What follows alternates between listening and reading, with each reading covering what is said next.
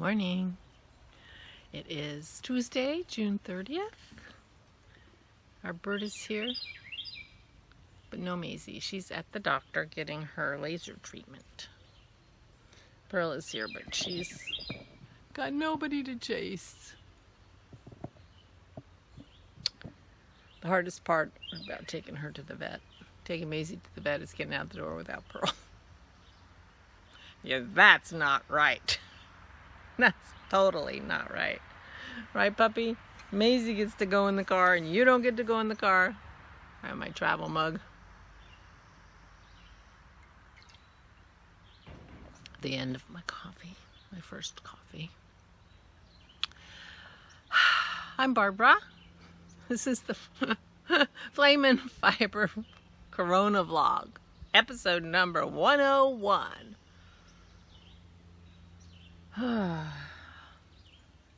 It's a beautiful day here now again. I think maybe I'll wash my sheets and hang them out.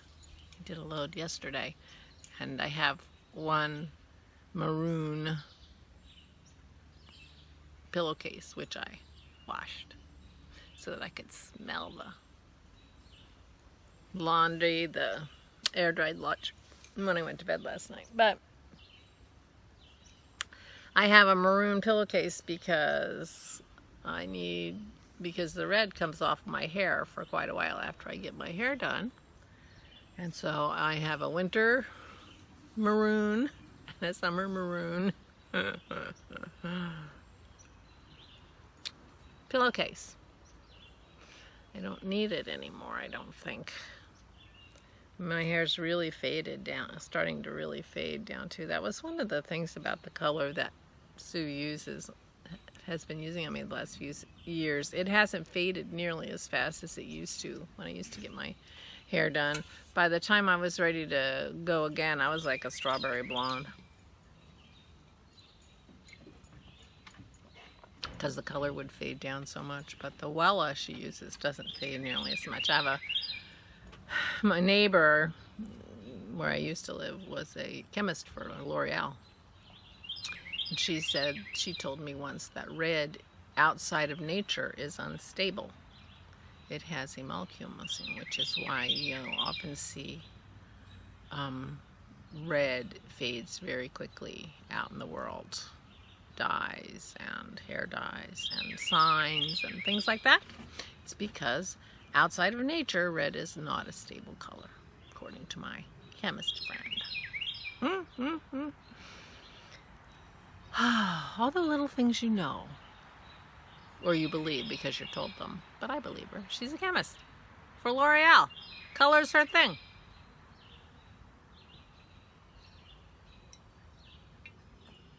I need another coffee. I didn't knit yesterday. I read.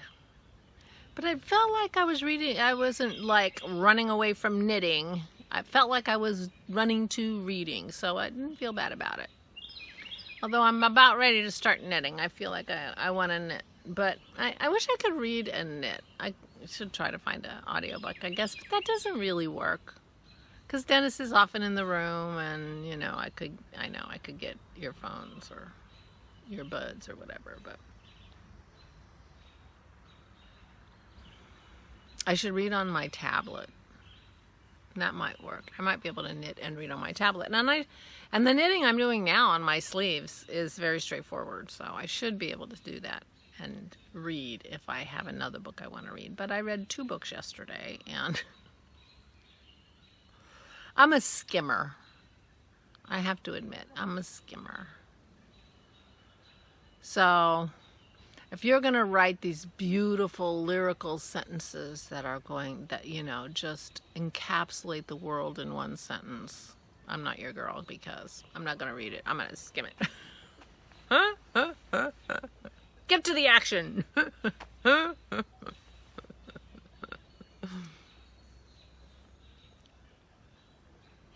Which is why audiobooks are good for me, because then I hear every word, but which are why audiobooks are frustrating for me because, oh my God, they read every word. So I should be listening to books that are very well written and I should be just reading Jack Reacher's, which get to the action.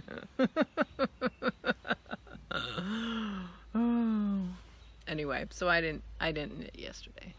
I feel a little knitting coming on, so I think it'll be okay.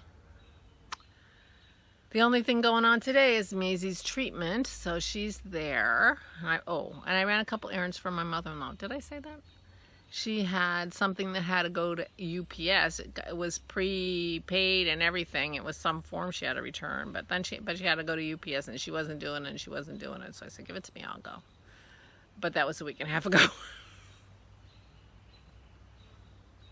Got put on the table and forgotten, and we don't go out very often. And anyway, but the vet is not far from a UPS store. And then she had been collecting for quite a while acrostics and puzzles and coloring things and things like that for the great-granddaughters and her great-granddaughters, my granddaughters.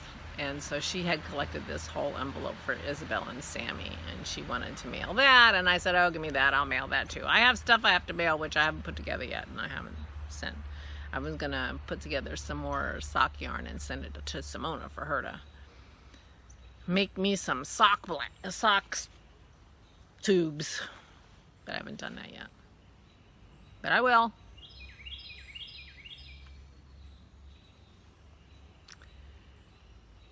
Anyway, so I ran errands today already and took Maisie to the vet, and we will wait to walk till she's done, and then we'll pick her up and go for a walk on the way home from the vet. And that's all we have to do. It's always puttering I could do around the house, but the chances of me doing that are pretty low. Pretty low. I'm low energy these days. Haven't had a good night's sleep in quite a while. Which isn't good for me, needless to say. So I'll take it easy on it a little bit, watch some TV or some, I'm behind. I've been reading. I didn't even watch Leslie's podcast yet, and it's Tuesday and she did it on Saturday. I know you're jealous of me because I haven't watched it yet and you already watched it. But I'm behind. So I have some watching to do while I knit. But it's so beautiful out on the deck today. It feels like the dew point must be pretty low, so it's not very humid and pretty nice. So I will move my stuff out here and see how long I last. Probably till it's time to go pick up Maze. Talk to our vet. Our vet, we really, really like our vet. She's an excellent diagnostician, Dennis says. The best he's ever had for all his dogs. So we really trust her a lot. But she messed up her knee really badly 3 years ago. And so she was out for 3 years, and it was her practice. And she had substitutes for 3 years, and one of them stayed almost a year, I think. We really liked her, and so it was fine. But then she had a whole series of really... And now she has a partner. She brought somebody in, like, as a partner at the end, but because they kept trying to reconstruct her knee and it wasn't working, and I don't know what she ended up doing. But we don't like her partner particularly well. I don't think he likes dogs. I don't know what kind of vet would not like dogs, but I never got he's not a cuddly kind of guy. He does not warm up to your dog. And, and here's Maisie, who's a bouncy ball of energy. And this was, 4 or 5 months ago or more. So she was 6 months old, 8 months old. And, he's trying to examine her, and she's like all over him, bouncing around. She loves people. And he's like, this is not playtime. This is not playtime. First of all, you think that's one of her commands and she knows what the heck that means? And You know, every other vet I've ever had is like, oh good, she's licking my face so I'll be able to feel the rest of her body while she's concentrating on licking me. Not him. Anyway, so every time we call for an appointment, we specify we want Dr. Lori. We did not stick with that practice for 3 years so that we could have this other guy that we don't like very much. So anyway, we were glad she was back to diagnose Pearl's pulled muscle, and she's the one doing the laser treatments on Maisie.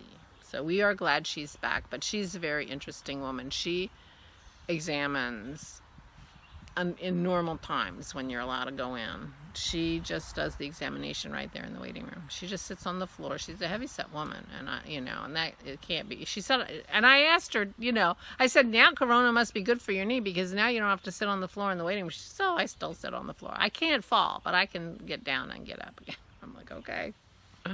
But anyway, so she just, she comes out with all her sticks and stuff. They take the dogs back in the back to do something, and I don't know what. And then they bring them back out, and then Dr. Lori comes out and sits on the floor, and you sit there and have your dog's examination right there in the middle of the waiting room with everybody else. It's a group participation thing. It's very funny, but we really like her. So we stuck through it for 3 years. In fact, this examination she just did on Pearl's boo-boo leg was the first time she has examined Pearl. She's seen Pearl because she would be at the vet's office every once in a while, but she wasn't allowed to do anything because she was on workman's comp. So that was the first examination she did on Pearl, and Pearl turned 3 at the end of March. That's how long it's been. So we're glad she's back. So she came out to get Maisie because their procedure is you call, they say okay, and they have like a hitching post where they have leashes, and you leash your dog to the hitching post and step back, and then they come out and take your dog and take him in. And so Dr. Lori was the one who came out and took Maisie, and Maisie was jumping all over, and she's laughing and cuddling her, and I'm like, such a difference from Dr. Schroeder.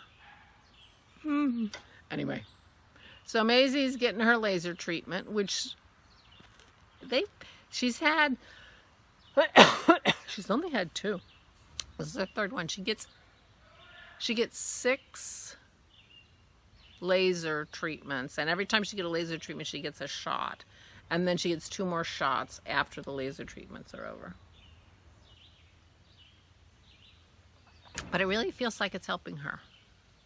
She's much more bouncy and seems like she's feeling better. So that's good. Big dogs and their knees, man. Big dogs and their knees and their hips. But luckily, we are lucky. Well, we have a good breeder who, for German Shepherds, she breeds search and rescue dogs. She does not breed for conformity, so she does not breed for that slopey back, which is an abomination. So she breeds very square, healthy animals. So we don't have to worry about Pearl's hips. But she's a big dog, and you always have to worry about big dogs' knees. So we're worrying about big dog knees. All right, I'm rambling enough. I have to go make my 2nd cup of coffee. I have to go deal with my vlog. That's going to be late today. And I will see you tomorrow. I'm feeling good. Feeling good. Low energy, but good. Gorgeous day. Maybe I'll knit. Maybe not. I could find more books I want to read. It could happen. So don't worry if I don't knit. It'll be okay. All right. I'll see you tomorrow. Stay safe and stay sane.